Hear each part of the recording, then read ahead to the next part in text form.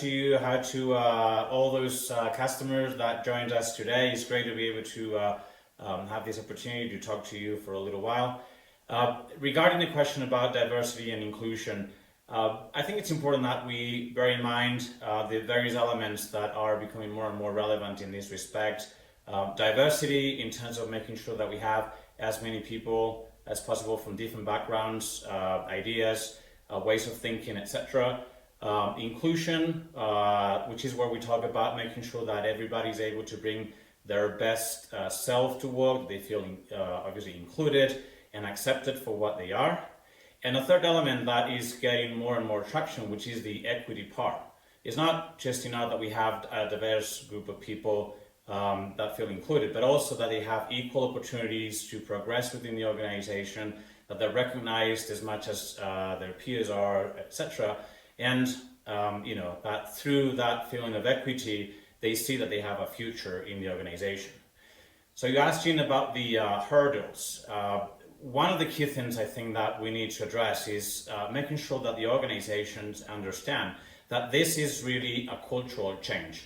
It's not just any other program. It's not putting a number of metrics and targets and things will happen. We need to work at all the levels of the organization and address these as the big, deep cultural change that it really is.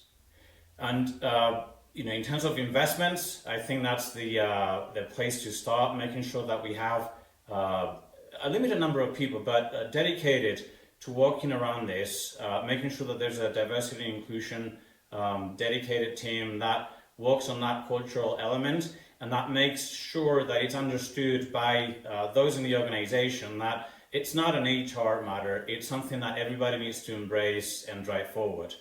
And the reason why it's such an important cultural change that we need to drive is because at the speed at which things are changing, we'll see more and more that we need a different profile of leaders. We need leaders that are better able to adapt to change and manage ambiguity, leaders that manage people to achieve objectives, leaders that demonstrate emotional intelligence and that demonstrate resilience. And that is a set of characteristics that fits very well with those people that have been typically classified as minorities or have not feeling that they fit well in the organization.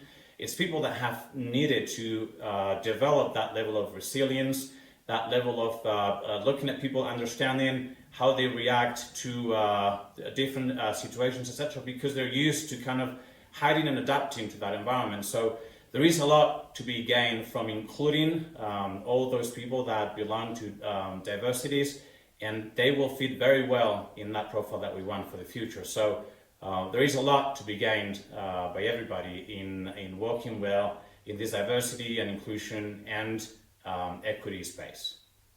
That's it for me, Gina. Thank you.